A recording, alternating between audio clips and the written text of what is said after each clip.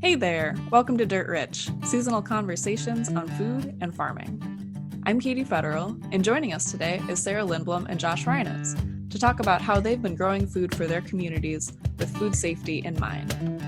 This season has been a reminder to bring their A game, as well as an ongoing opportunity to build consumer trust in the local food movement. They've got some reflections and resources for you today, so let's get to it.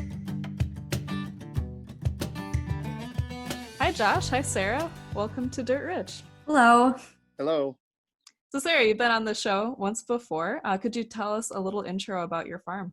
Sure. So I have a vegetable operation outside of Buffalo, Minnesota. I have a CSA of about 40 members, and that is the meat and potatoes of my operation. But I also grow medicinal and culinary herbs, and I also have a small flock of laying hens.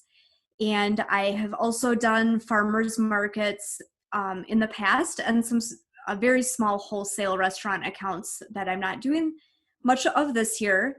But I grow on about 3 acres, and well, I guess I should say my farm sits on 3 acres and I grow on about 1 acre. So I'm a pretty small scale vegetable operation. All right. And Josh is just a little bit south of Sarah. Tell us about your place, Josh. Sure. So we are in Henderson, Minnesota, and our farm is situated on 40 acres of kind of family homestead land of mine. And we have been doing a commercial vegetable operation for 12 years now. The first 11 years of which we were doing a CSA, along with wholesale accounts and restaurants. In the past, we've also done a fair amount of livestock. We do cattle, pigs, chickens for meat and eggs. We've had goats in the past. Right now, the livestock is very minimal. We just have a small laying flock. So after the 11 years of doing the CSA, we decided to discontinue the farm shares and just go more with a wholesale model, along with developing some new enterprises that you would call permaculture or regenerative farming, along with some more like event hosting and agritourism, art and music events as well. So yeah, this is our 12th year of growing. We're still growing about 2.5 acres of wholesale vegetables, primarily for food co-ops, restaurants, and some schools. So, Josh, at this point of the season, then, what food safety considerations are you keeping top of mind right now? Right now, we are harvesting weekly and delivering to the food co-op and a restaurant. So we are full on in harvest mode, where we do have to have our pack shed open and follow food safety protocols in the harvest and packing environment. And we do have kids. We have 3 kids on the farm. We do have some livestock, and we also have people who volunteer to help us out. And we have somebody who's staying on the farm with us now, so kind of an on-farm helper for the season. So, and we're also, our farm is kind of like a community hub. So there are people who want to come by, and so as far as food safety, and especially during the COVID pandemic, the personnel issues are probably at the top of our consideration. And Sarah, then for you, I understand you're pretty much a one-woman show in terms of harvesting and getting to market. So what different considerations are you keeping in mind? I do. So I do have one person that helps with harvesting on CSA day, but I don't have as many of the same considerations for personnel as Josh has. We are harvesting usually 2 to 3 times per week. With personnel, I mean, I guess 50% of that is really hand washing and just making sure that there's a hand washing sink available, one-time use, um, hand drying paper towels or whatnot, towel. So just making sure that we are hand washing as much as possible. Aside from personnel considerations, I'm really thinking a lot about just, I guess, which surfaces are touching food and which surfaces are more what I would call like a secondary surface versus a primary surface. So I try to think about if this is a surface that will for sure be touching fresh food, to make sure to wash it as if I was washing dishes in my kitchen or something like that. If I know a surface is a secondary surface, I may not wash it quite as often or as with as much attention to detail, but I'm definitely making sure secondary surfaces that might not come into contact with food, but that will come into contact with a crate, for example, or a CSA bag, I'm making sure that those are washed as well. So thinking about those secondary and primary surfaces, hand washing, and then also just making sure things are being stored at the right temperature, making sure things are being cooled as quickly as possible. So I usually wash things in cold water to do that. So you're kind of hitting two things. You're both washing the produce, removing dirt, but you're also cooling it really quickly so that it will have a nice long shelf life and also won't take quite as long to cool once you get it into cold storage. And then, of course, just like Josh mentioned, now that the pack shed is open, just being aware of general best practices, making sure that those um, you're not kind of getting complacent with those practices and just keeping it on the top of your mind at all times, from all the way from harvesting out in the field up until the veggies go out the door. And just keeping in mind that you never know if your produce will end up um, with somebody with a really strong immune system or somebody that maybe doesn't have a strong of immune system. So just keeping that in the back of my mind too. Yeah, it sounds like you're doing everything that you would normally do, but potentially just with that extra layer of awareness that we've gotten through the pandemic.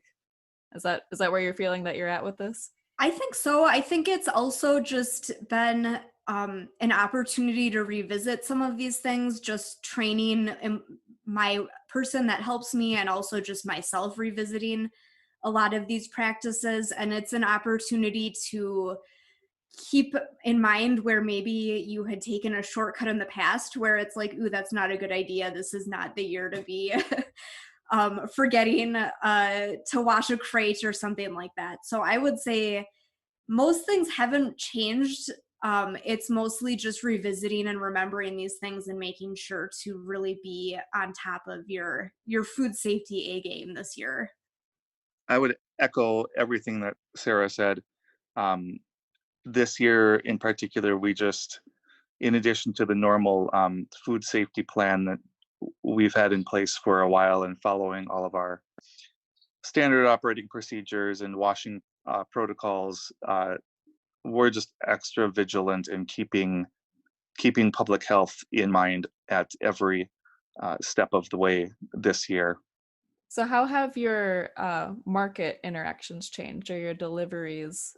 Any COVID precautions that you've initiated? Well, since most of what we do at this point, we don't have to do the CSA, like we don't have people coming up every week to the farm like we have in previous years. So that's a bit of a relief. However, most of the, as far as the market considerations and deliveries to the markets, it's been our customers that have sort of issued protocols for delivery. So, for example, when I'm delivering to the food co-op in St. Peter, um, we're wearing a mask, we're using new boxes, we are, using. In past years, we might have gone through the front door and done some shopping and gone to the produce department, but we're using the shipping and receiving door. So they just needed to really on their end put protocols in place so that all of their drivers of all of their daily goods being received are following a similar protocol. So I'm considered just a delivery driver in that regard, and I'm happy to follow along to whatever they ask. And then I'll just say another example is we have a restaurant that we deliver to, and in that case they have just a special table. It's basically curbside drop off. So we deliver to a table on the sidewalk and then give them a call from the car and say, hey, it's there, and they come right out and pick it up. So Josh, one of your major wholesale markets is farm to school. Did you need to complete any specific trainings or certifications food safety wise in order to get those accounts? Well, I should start out by saying I've always had food safety as a strong consideration in doing the farm. And this is because I came from a lot of years working in food service, not necessarily full-time, but always part-time through high school and college. I was always working in some sort of food service environment. And then I actually got like a food manager certification at one point because my family and I ran a coffee shop and like sandwich shop deli together. So that has always been of utmost importance for me. So that when I started the produce farm, one of the first things I did was I attended a workshop through the University of Minnesota. This was maybe in 2010 or 2011. And they were encouraging small farms in Minnesota to put together food safety plans. So I did that, fairly early on in my farm, and I'm thankful I did. It takes a while to write all of that and consider all of your standard operating procedures and even to the degree of like, here's how to mix sanitizer solution, and have test strips available and where to store things. So when it came time for the school district does mandate a food safety plan. We aren't required, at least not yet, by them to be GAP certified. But they also work with the folks at the University of Minnesota Extension with the farmers. So yes, we have to submit, every year we have to submit our food safety plan by a certain date, and then they review it, and then we have a food safety phone call, and we talk through everything, and then in addition, they also come out with some folks, and including if they're using like a third-party produce processing vendor, one of their representatives comes out and tours the farm with us and talks over our food safety plan. So I feel like I have a lot of eyes on me, which is a good thing because I want to be held to that standard. I don't take offense to being inspected or toured because it's in everybody's interest to be on the same page. And if there is something I need to address on my farm, I would like to know about it. Absolutely. Yeah, I don't know a single farmer who's really interested in making people sick with the food that they've worked so hard to produce. Sarah, what do you think the public perception is on safety and the healthiness of locally grown foods? I think that it is being affected by this moment in time where people are starting to pivot a little bit in their thinking. I think before there may have been a little bit more, and this was already changing, but I think people were a little maybe hesitant to fully trust a local farmer that maybe doesn't have the same oversight of larger scale farms. I know for me personally, because I'm at such a small scale, there really is very little oversight. And it is up to the individual farmer to make sure they're getting food safety training and having a food safety plan or having good practices in place, because somebody that's at my scale is not really subject to an inspection other than if I invite CSA members out to the farm. That's basically the extent of the inspection that I get at my scale. And those people are obviously not trained in what might be a food safety infraction. So I think people are starting to shift a little bit though in their thinking, that maybe there are some advantages to smaller scale farms, that farmers who are not necessarily incentivized by having to follow requirements, but they're incentivized by a personal connection with their customers and wanting to, like you mentioned, not make people sick through their food. I think we're also starting to see more just food safety concerns from some of these larger scale farmers with the recent salad mix outbreak. People are maybe more trusting of a food source where they maybe know the one or two individuals that are handling that food. And especially if you're a small scale farm, that even if you're not required to have a food safety plan, that's why it's a great idea to have a food safety plan, is if somebody does ask about it, you're ready with a response. I have to say, most people don't seem as concerned about food safety as I am from what I've observed, but people comment quite often on how clean the produce looks. And I think just using good practices, it really does come through in the quality of your product, whether or not you're being inspected and regulated. And I think that will help increase customer trust of our products as well, if we continually and consistently provide a high quality and a clean looking product.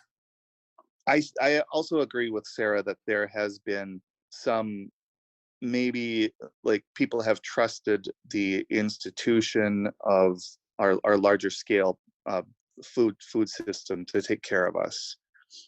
And I do also think that is changing and has been slowly changing, but I think the pandemic has really made people maybe trust the institutional global system a bit less. And really developing a relationship with your farmer. I think right now, if somebody can go directly to a farmer and buy the food, whereas a grocery store is kind of a scary place to be right now. So I think maybe the consciousness is shifting a little bit, and I would like the outcome to be that small farms and direct markets are uplifted and trusted a lot more than they have been. I mean, anecdotally, I had heard that at the beginning of the pandemic, some smaller farmers' farm stands were really getting a lot of business. They were selling out of stuff. Did either of you experience that? And is that still the case? Do you feel like there's still a run, so to speak, on the local farmers and the farm stands? I can just say that my CSA sold out sooner than it's ever sold out before. And I had a lot of people calling me asking if I still had shares available when I had already sold out of CSA shares. And I was glad I could redirect them to Minnesota Grown or some other farms that maybe still had some available. And I think with my model, it's a little bit harder to maybe see some of that demand, since now that CSA season is starting up, people aren't looking to sign up as much anymore.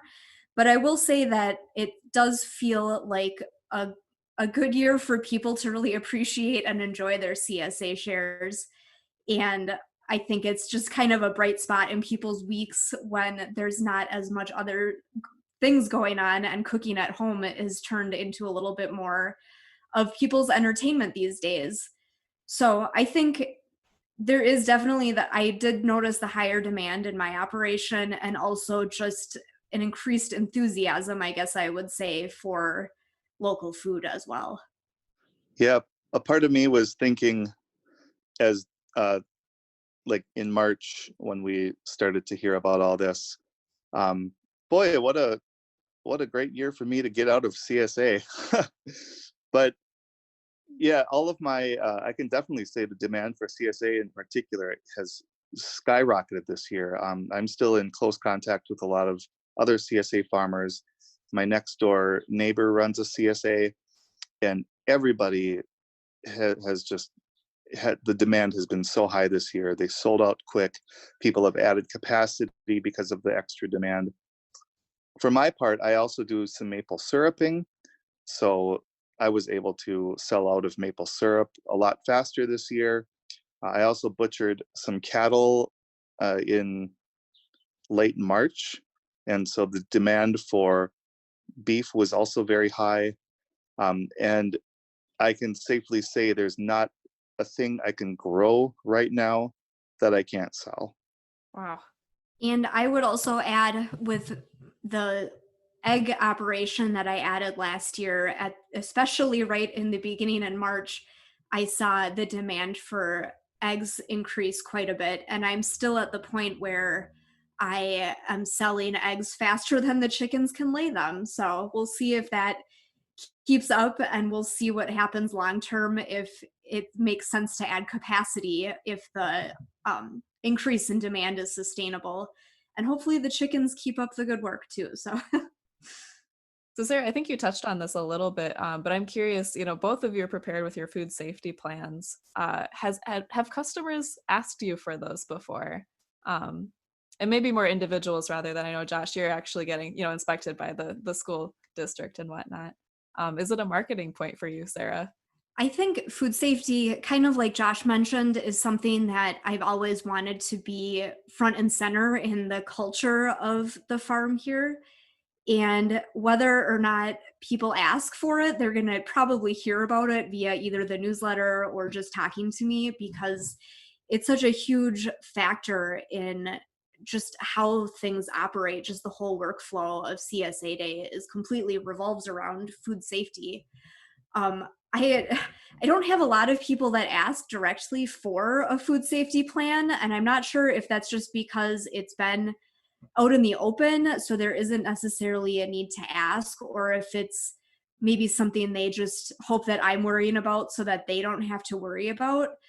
But it's something that, whether or not people are asking about it, I'm definitely using it as a marketing tool, if you will, but trying to make it I guess more interesting than just talking about food safety, and kind of like I mentioned, when customers mention how clean and fresh their produce looks, that's kind of a good opportunity to talk about food safety.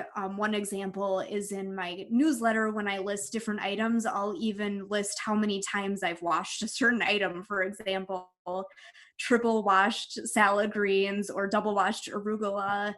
And that kind of also just gives people a little bit of perspective on how much work the food safety component is. I think people forget all of the different layers that go into growing vegetables, and how big of a component just the harvesting and washing of the produce is. So I think any chance we can educate customers on how much work we really put into food safety is just a way to show the value that we're adding to the product. Even if I've had people tell me before that even though they have a garden, they end up eating their CSA veggies more because they don't have to go out and pick it and wash it.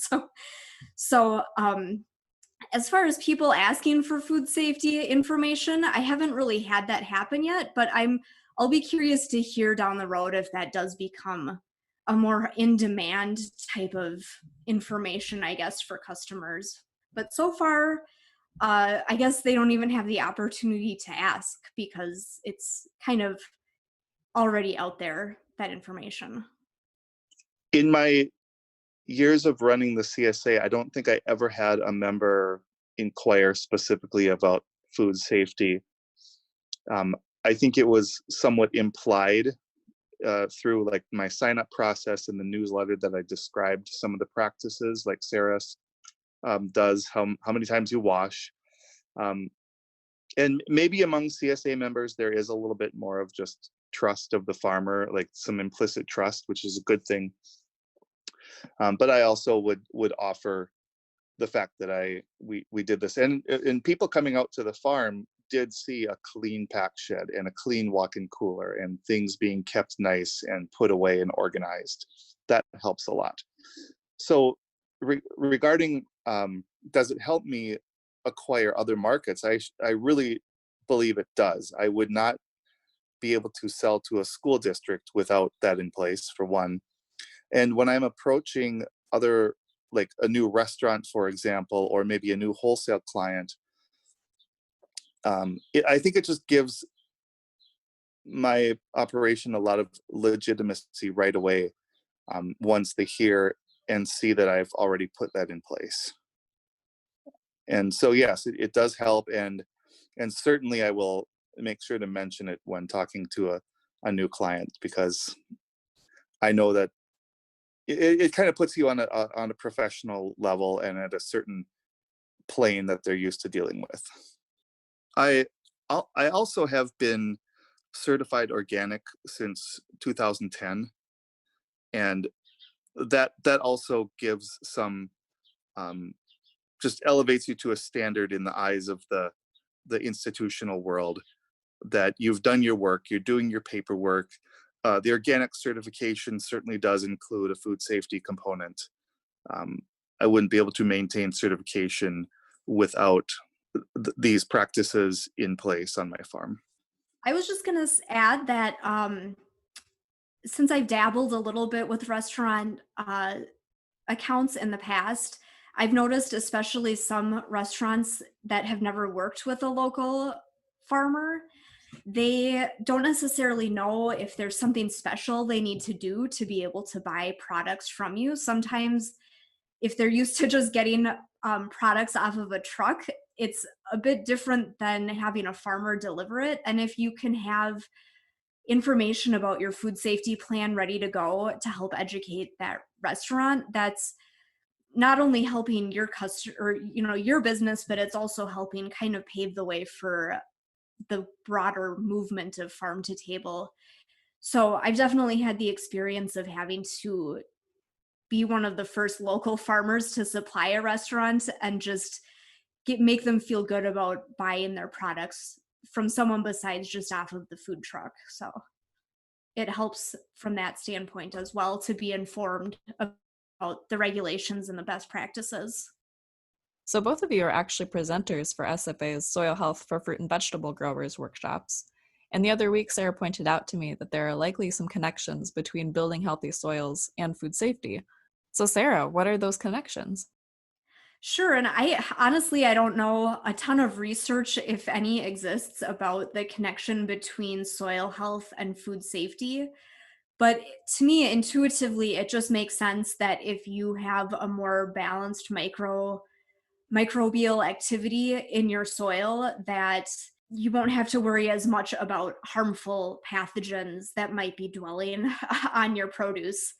I know that vegetables and plants can have all sorts of different beneficial microbes on them, even small trace amounts of penicillin, for example. So just having a good balance of those beneficial microbes present in your soil, it makes me just feel better to know that not only will the produce have a longer shelf life and storage, but also just the hope that those harmful pathogens aren't present to begin with.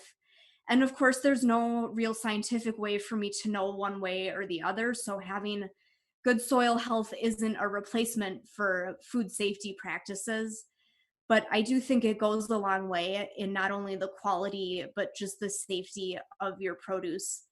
And just not necessarily from a soil health standpoint, but just the observation of your fields, just the same observation that goes into soil health practices will help you observe if there's a potential food safety risk in the field that you may need to avoid while you're harvesting. I'm not sure, Josh, if you have any other thoughts on that, or if you've heard of any more scientific basis for my assumptions. I have not heard or been done too much reading on any research that connects food safety issues, but again, I would echo your thoughts in being more. It makes intuitive sense to me that focusing on soil health, not only makes the plants themselves more resilient and disease resistant, and I would argue much more nutritious. Um, it also puts me in a frame of mind that if I'm focusing on soil health, I'm just really focusing on health. And so it always keeps, in a way, it puts food safety at the forefront in my mind, because I'm just always keeping my thoughts present on health in general. I don't know if there's something to be said about the FSMA food safety trainings. I think you're only required to have the training if your sales are above a certain amount. I can't remember how much it is. It's a lot. It's I like don't think it's quite $1 million, over $1 but million it's or way more something. than I think I'll ever surpass. So Yeah, yeah. Don't quote me on that, but yeah, like as far as I know, even on my scale, which is a few acres and mostly wholesale, the FSMA compliance is, I don't know if you call it voluntary, but like I I'm kind of exempt from that stuff. Like I'm not exempt legally, but I'm exempt from having to be audited.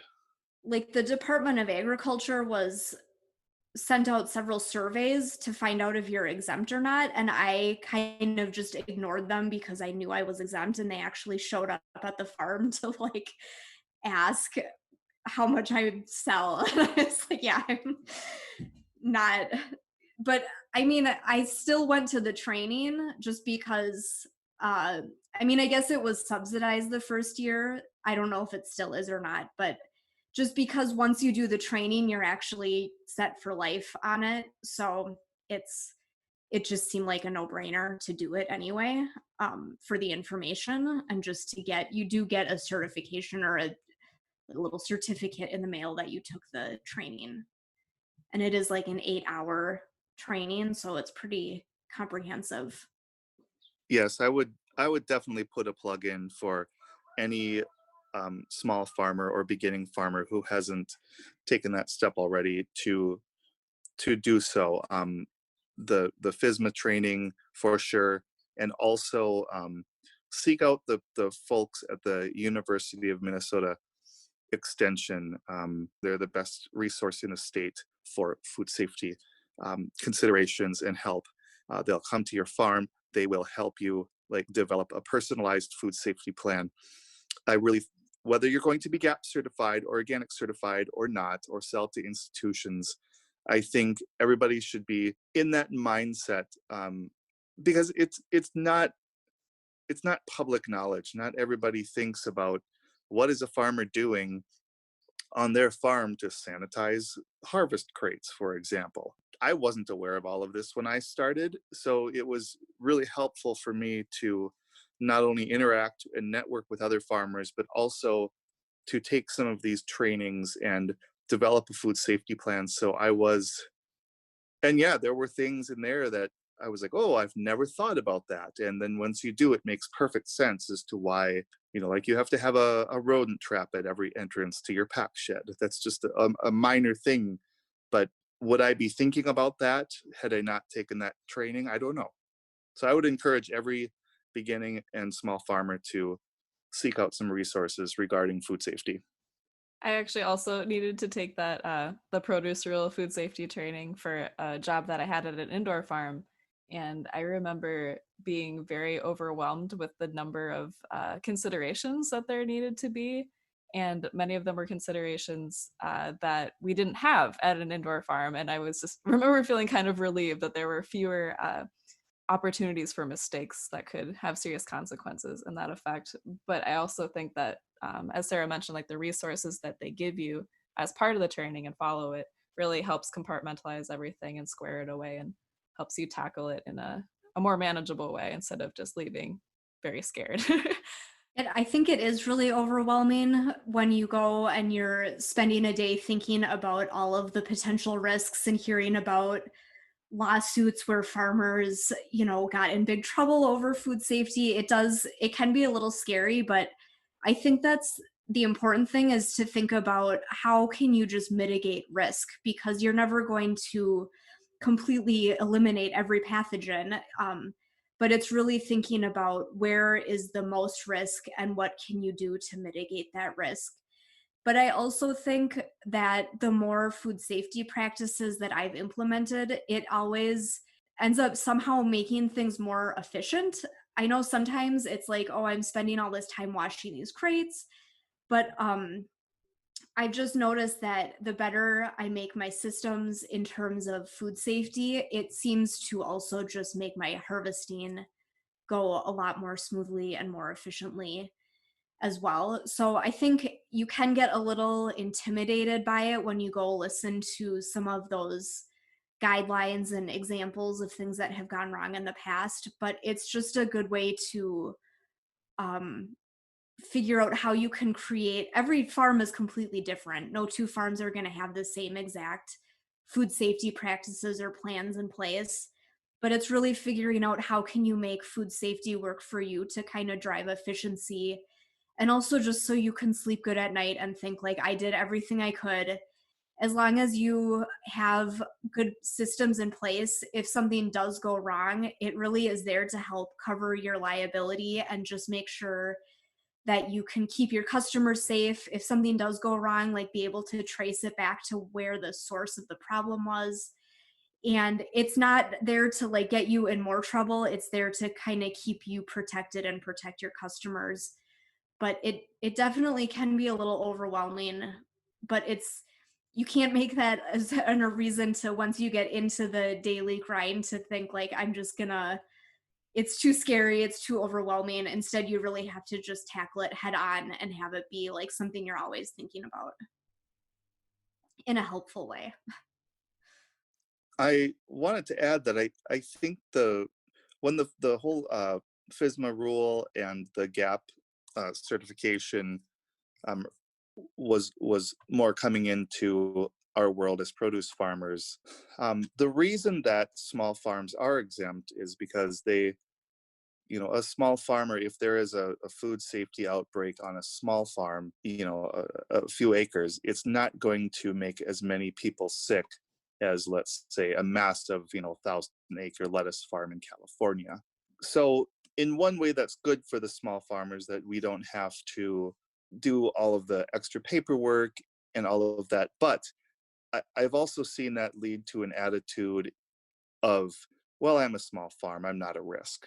So I really, again, think it's important for small farms to take, whether you're exempt from the rule or not, or exempt from audit, take it very seriously, because we want to grow the small and local farm movement. And if all of a sudden small farms are the ones getting people sick, even though it's fewer people in an outbreak, it will erode trust in small farmers. So I think it's beneficial to the whole movement and every individual small farm's operation for all of us to have this at the forefront. I think going off of what Josh said there is just that, sometimes as a small farm, it is easy to get into that trap of thinking, do I even, really count as one of these large scale operations that has to have all of these regulations? But I think every individual farm really does play a role in this movement, whether you're a CSA of 5 customers or you're a farmer's market. You have to just kind of think of yourself as a player in this bigger movement, like Josh says, and have that help drive your decision making to represent us small scale farmers and represent us well as caring about food safety. Just doesn't matter what size you are. Dirt Rich is produced by the Sustainable Farming Association. We believe that agriculture, done well, heals. For more resources or to tap into the Farmer to Farmer Network, visit us at sfa-mn.org.